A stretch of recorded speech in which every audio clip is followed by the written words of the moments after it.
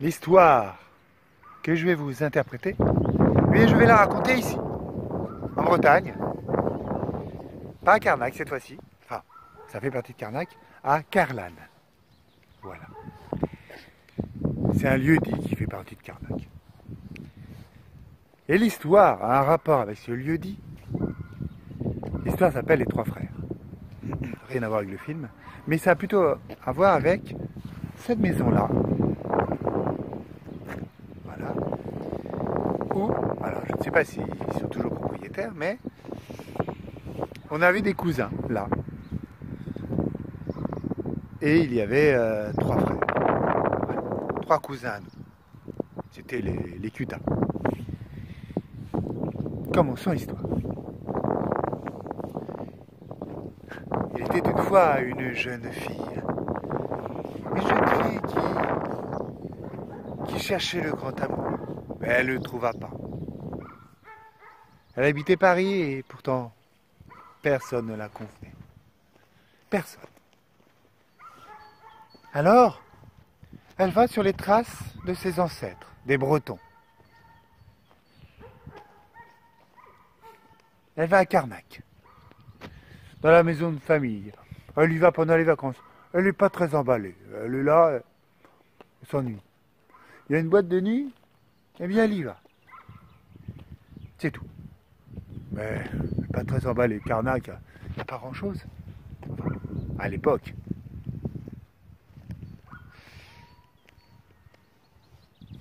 Et un jour, avec sa maman et son petit frère, eh bien, elle va se balader autour de Carnac, parce que sa maman est née à Carnac, et elle veut leur faire découvrir cette ville et ce qu'il y a autour.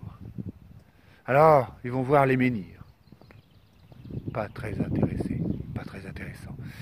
Et là, tout à coup, elle voit sur un scooter un jeune garçon. Ah. Son cœur s'arrête de battre. C'est une image, naturellement. Et elle le suit du regard.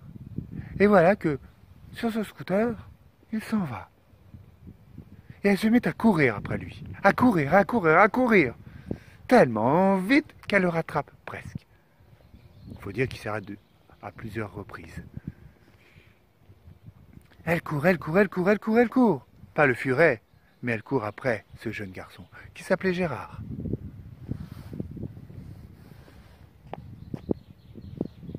Elle court, mais elle le perd de vue. Essoufflée, on reprend un peu son souffle et là elle voit un autre garçon qui se rapproche et qui lui demande mais qu'est-ce que tu fais là hein Petite fille, jeune fille plutôt, hein qu'est-ce que tu fais là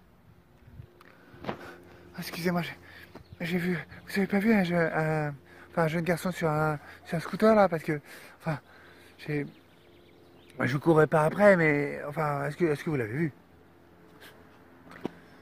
non, si, j'ai vu, mais il est passé par là, dit-il avec un sourire en coin.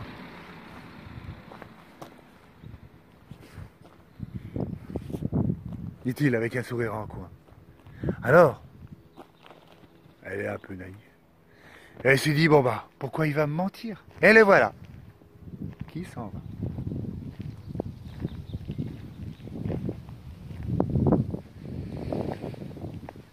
Elle va voir dans cette direction, mais rien.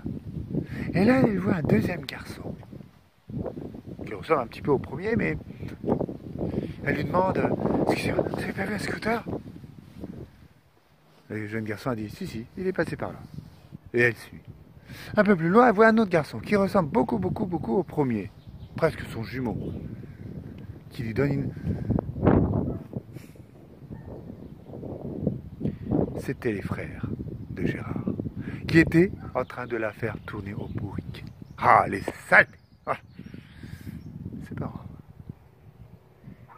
Et elle finit par ne plus leur faire confiance, parce qu'elle a fini par remarquer leur manège. Et elle se retrouve dans un village, à Carlane, justement, où les trois frères s'y trouvaient.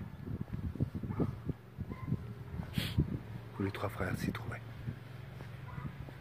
Ils étaient bien en train de rire, les deux autres. Et le jeune homme qu'elle avait vu, qui n'était un peu plus vieux qu'elle, mais pas beaucoup, s'approche d'elle. Bonjour, jolie demoiselle. Vous me cherchiez apparemment? Oui. Eh bien, je vous invite. Et voilà. Alors, non. Non, ils ne se sont pas mariés. Ils n'ont pas eu beaucoup d'enfants.